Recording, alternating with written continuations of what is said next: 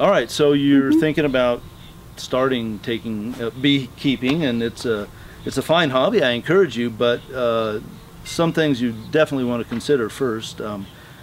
So my first advice is meet some beekeepers, go hang out with them in their hives, get into their hives, help them work their hives, and figure out if you really do kind of get along with bees.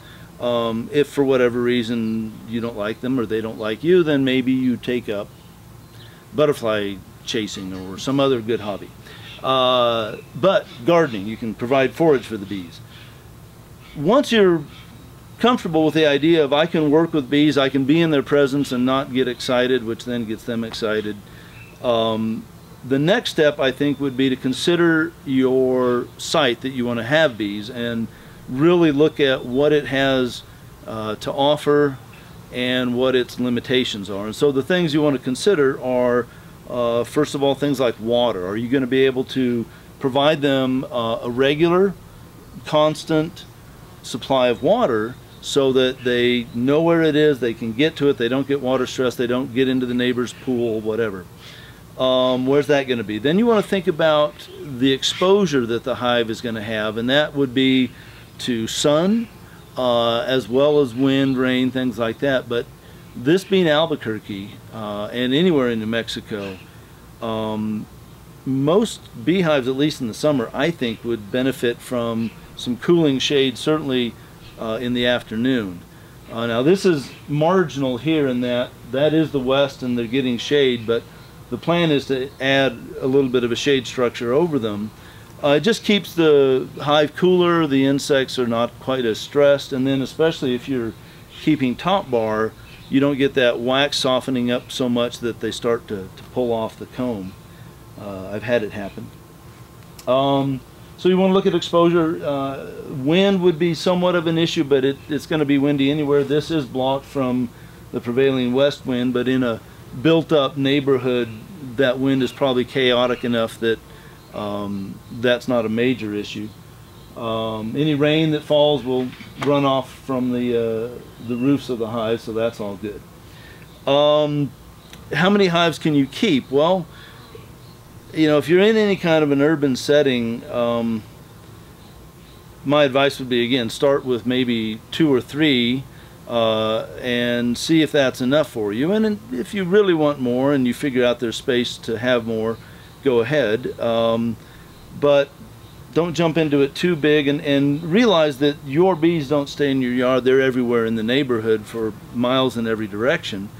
And there are people who are going to be concerned about that and worry about stings and things like that, and mostly unwarranted worries, but real nonetheless. So you don't want to overwhelm the neighborhood. You want to think about the forage that the bees might have, and so again, in a lot of urban landscapes, it's kind of nice because a lot of people plant flowering plants in the landscape, and a fair number of those are actually useful to the bees. Can you add to that? Do you need to plant a shade tree? Plant a shade tree that is also a bee tree. There's good lists out there. Things that come to mind would be Japanese pagoda tree, or also called Japanese scholar tree. Any of the fruit trees, certainly, locust, golden rain tree, there's a number of them. Basswood, we don't have many basswood in town, and they'll do all right. Shrubs, think about seasonality, adding things to the landscape. If you have any kind of space at all, consider putting in a pollinator pasture. So maybe a background mix of native grasses, 2 or 3 species, and a bunch of different perennial wildflowers. It'll be pretty to look at, it'll be low maintenance, and it'll be bee friendly.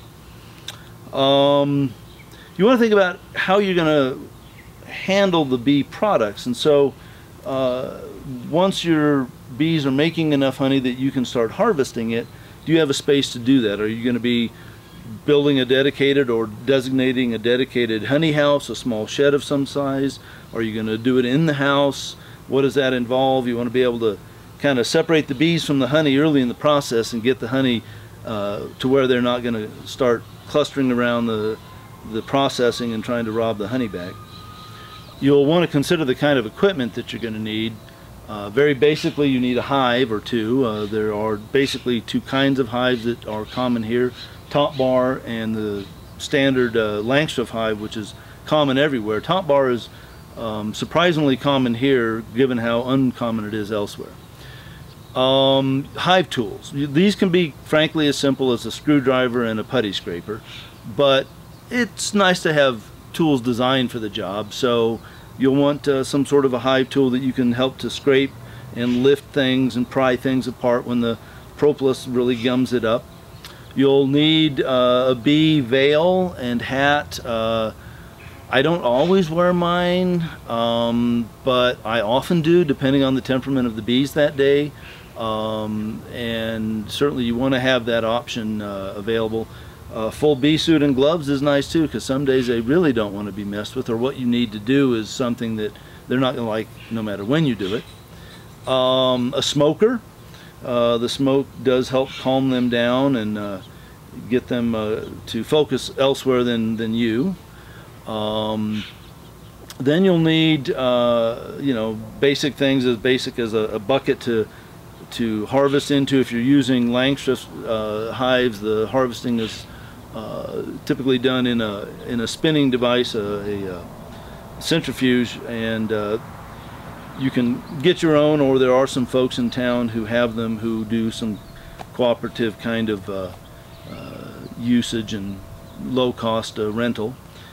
Another thing that's really good to do is to bribe your neighbors. Maybe it's not a bribe, but give them some of the honey and tell them it's from their bees. And if they have good bee forage in their yards, point out the fact that, oh, and this Russian sage that you grew here probably contributed a lot to this honey. And so it gives them a little bit of a sense of ownership, and who doesn't like a jar of fresh honey?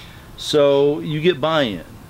You get neighbors who are willing to put up with the bees, to learn about the bees and realize that they're really not dangerous in most cases, and to be a part of that whole process instead of just a mere outsider to it. It's basically the gist of it. You can get fancier than that, but start with that and see where you get.